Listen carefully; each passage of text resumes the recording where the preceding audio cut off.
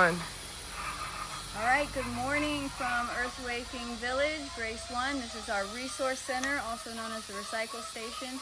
Today I'm going to be walking you through what we actually send away to our off-site recycling partner, just so that you guys have an idea and can get a feel for what we produce here on a monthly basis, because once you've seen it and witnessed it, experienced it, you start to really realize what the first principle of recycling really is about: reducing our impact, reducing our waste, reducing the amount of resources that we bring here onto the property so that we don't have more things to deal with. So the items that we send off include aluminum cans. So these are examples of not being crushed well. These are examples of being crushed very well. I'll show you the box in a little bit. Please do your part, rinse them, make sure they're nice and clean and dry so that we don't get ants and bugs and cockroaches and all of those things. So aluminum foil that is clean can also be recycled, and we send off our aluminum cans. Steel cans are something different. So this is aluminum, this is steel. So steel cans are different. It's what your food, cat food cans, and different cans, soup cans come from the grocery store. These need to also be clean and dry, and the lid goes inside of them. And this is because we don't want the people at the recycle center getting their hands potentially cut on these lids. So that's why they're taken off and put inside so that it's safer for them. We also recycle plastic number 2, which is typically your milk jugs and things like that. All plastics have a number on the bottom. This one's easier to see. If you look right here, it's inside of a little triangle recycling symbol. So number 2 plastics are called HDPE. And those, like I said, are typically your milk jugs that look like this. So one thing I want to bring attention to is we probably have 150 of these milk jugs here right now, and we're transitioning into glass to be reused so that we don't produce these anymore. The vendor will take back our glass bottles, wash them, and refill them for us the next week, just like the milkman used to do. So these are being eliminated from our waste stream. And right now we're not crushing them because there is actually someone who will reutilize these as planters. So we're not crushing these. So if you do happen to bring one on property, please just leave it whole like this so that they can take care of it and give it another life. We also recycle plastic number 1s. Plastic number 1s are the things like your soda bottle comes in. So again, the little symbol will be inside of a triangle. You're looking for a number 1. And these can be crushed.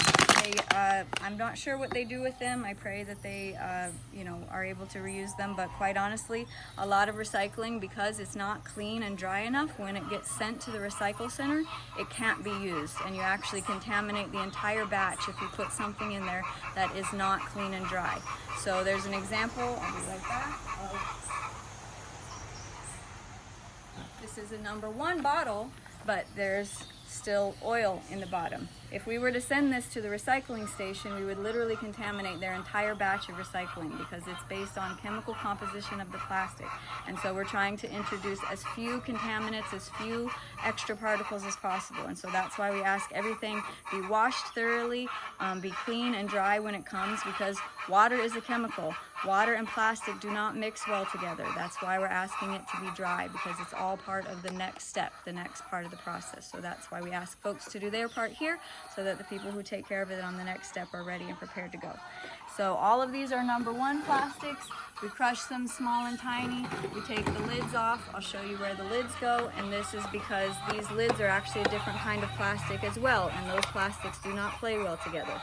So that's why the plastic lids come off. We also recycle glass bottles.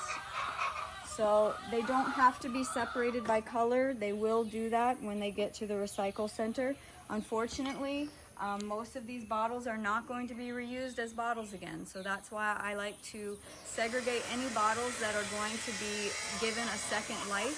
I'll show you a couple of those right now.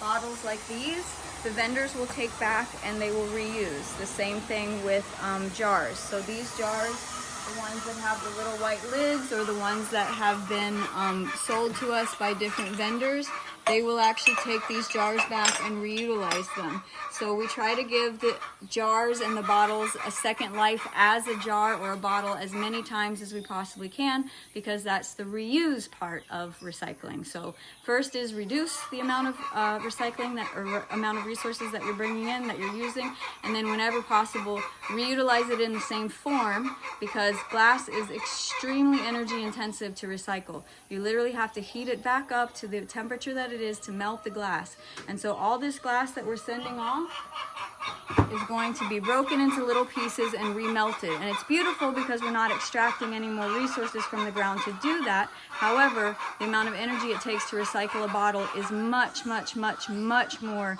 than it is to recycle a can. So I invite you to consider, instead of when you're at the grocery store buying your favorite beer in a bottle, buy your beer in a can, because the can crushes up super small, it's compact, and it's way easier to recycle.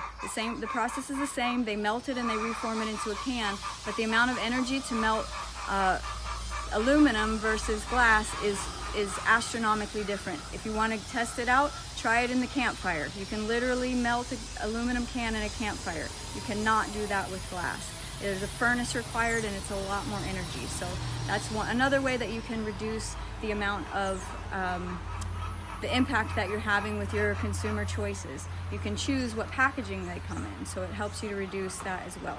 So these are the types of bottles that we recycle. Again, they take green, they take brown, they take clear, and they will separate that out when it gets to the recycle center. So they will be crushing these bottles.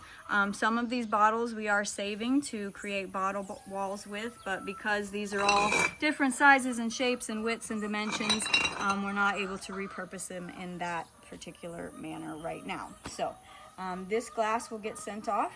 This is our Tetra Paks, so I really want to invite you to look carefully at your items. Again, I'm not super sure how Tetra Paks get recycled, because they are a mixture of 3 different materials. There is paperboard on the outside of this, there's aluminum lining the inside, and then there's also plastic lining, and this piece is also plastic as well. So somehow they're able to recycle all 3 materials in one. Again, I'm not super sure how that happens, but you're looking for the actual Tetra Pak label. So this is an example of what it means to be clean and dry. They took, kudos Amy, you took an awesome job rinsing it out, making sure it's nice and dry, and then flattening it. To flatten it, you simply pull out the corners. So they're folded like this. You just pop them out and squish them down, and that makes it into this nice, flat, easy to send off container.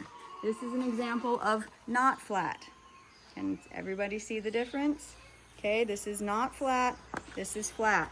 So when you have all of these little containers, again, kudos, this one made it almost all the way. I really appreciate the effort to open it up and get all of that nastiness out of there. That is amazing. It almost made it to the finish line. We just need to flap its little wings and make it flat like this, and we'll be sending that off as well. So these are Tetra Paks, and they get recycled by the Tetra Pak company. These items right here, we get our soaps, our different soaps and different hand things and chemicals delivered in these kind of bottles. And this is an invitation, please do not crush these either. The person who delivers our soaps also takes these back, puts a new label on them if needed, and sends them back to us. So this is a sample or an example of reusing what it is in its current form. So less energy, it just gets refilled and comes back to us.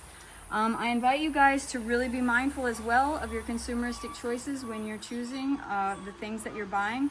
Plastics number 1 and 2 can be recycled by melting. Again, that releases a lot of chemicals into the air, and that's not the best option either. So it's just reducing all the way around. Even though it says it can be recycled, I'm telling you, 95% of the stuff that goes to recycling never makes it out. It still goes to the landfill. So we say a little prayer before we send all this stuff out that it actually goes on to its second life that's not in the landfill, and we have no control over that. So we're taking as much responsibility as we can right now, but the way you take 100% responsibility is by not making it in the first place, and or keeping a hold of it, keeping it in your possession until you know for a fact where it ends up.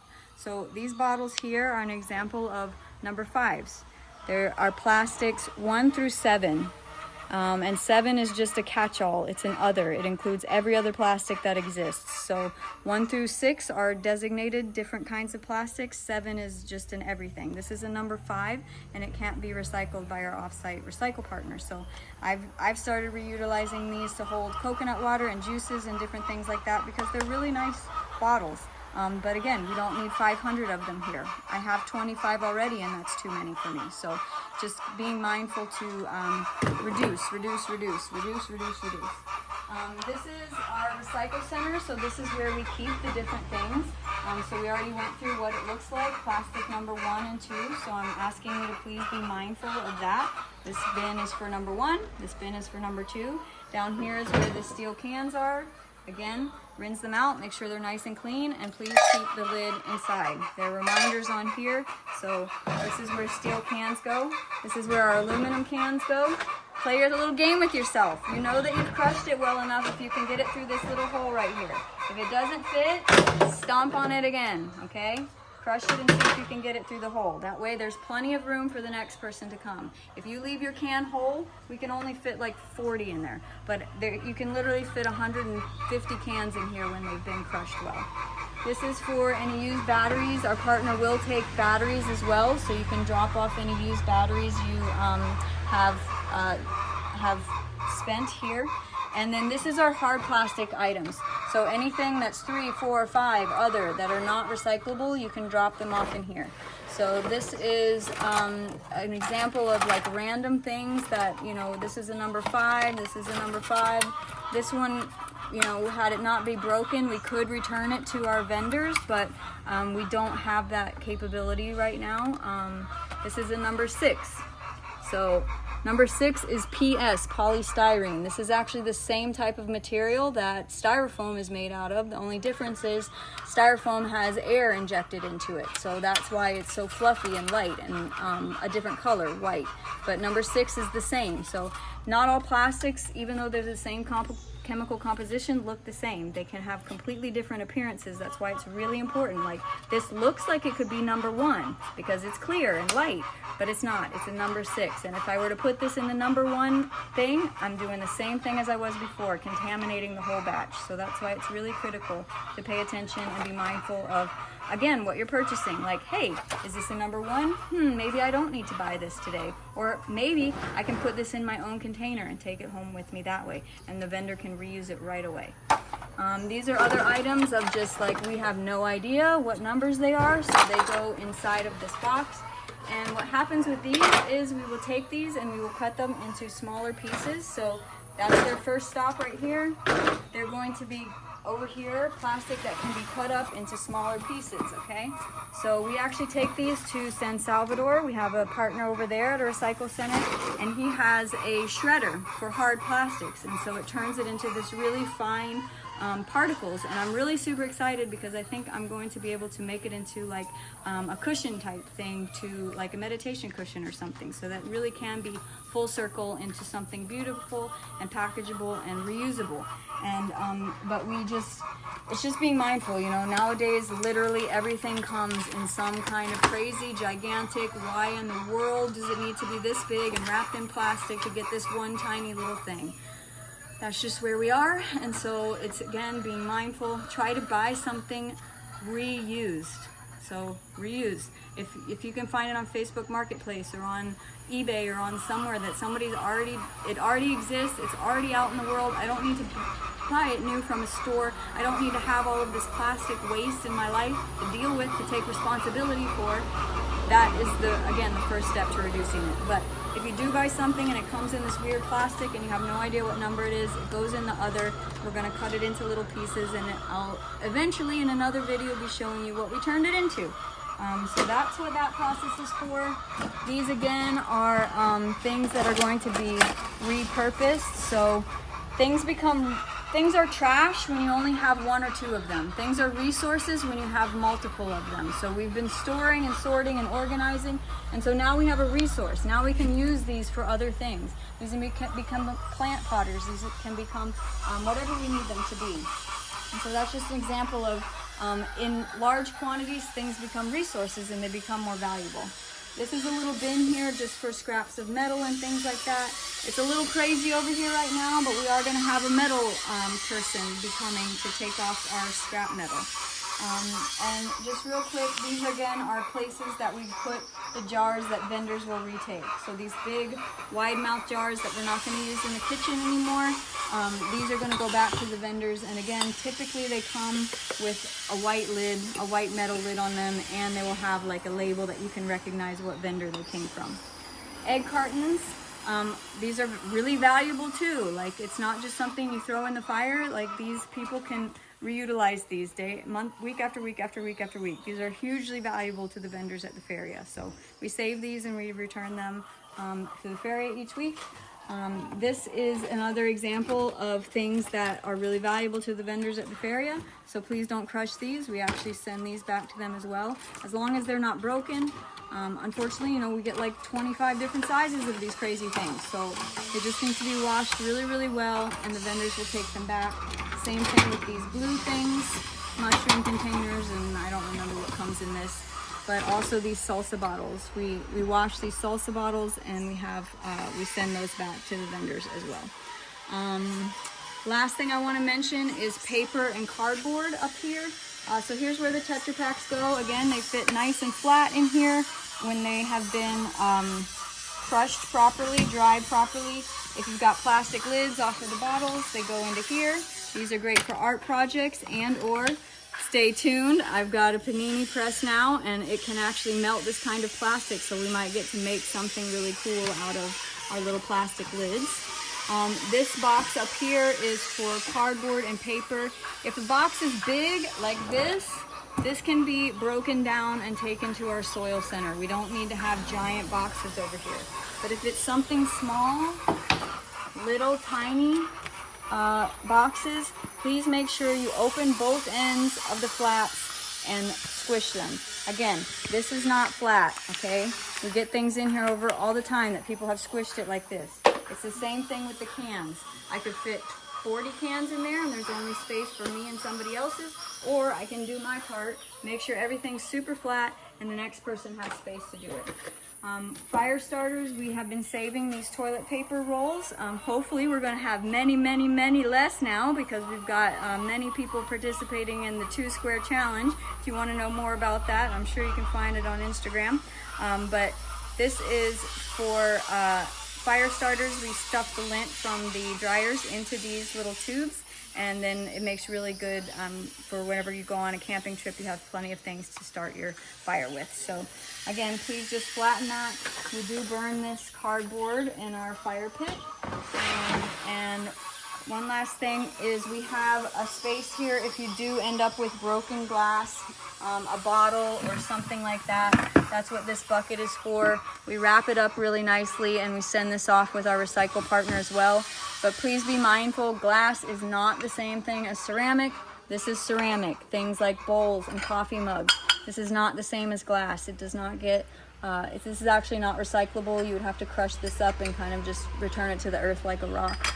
But the glass can be remelted and put back into circulation. So just be mindful, glass, ceramic, and this is our landfill bin. So normally there's a sticker on here that says, is this really trash? So this goes permanently to the landfill. So just please be mindful that we have all these recycle station here, items here ready for you to utilize. I did forget one more other thing, soft plastics. Let me show you an example. So this is an example. These kind of bags are an example. Noelle does an absolutely awesome job of cleaning all of our soft plastics and getting them ready for us to put through the Ubuntu block process. But every single thing, like, I mean, look at the care, look at the reverence. Like, this had a sticky candy in it. So if you're gonna enjoy a sticky candy, she took the time and the effort to wipe this off and put it in here. And same thing with, you know, our bread bags and our pasta bags and the things that all of our food gets delivered in. We're a village of 45 people. We make a lot of soft plastic waste. Nearly everything you buy in the store comes covered in some kind of soft plastic if you're buying a processed product. And so we wipe those plastics down You make sure that they're nice and clean, and that's what this space is for right here. So soft plastics, clean and without any food residue. And I just want to stress that point again, no food residue. So please make sure everything is clean. We do not want this to be bug high rise over here. So that's why we ask you to please make sure that everything is clean and dry, because we come out here at least twice a month to sort through things, and it's really nice to not have to deal with that. So I just want to thank you guys for participating in our waste reduction initiative here at Grace One, and also for your efforts to recycle with us. Thank you very much for watching this video. Please share it with somebody that you love that would love to know more about recycling. I appreciate you and I love you. Thank you.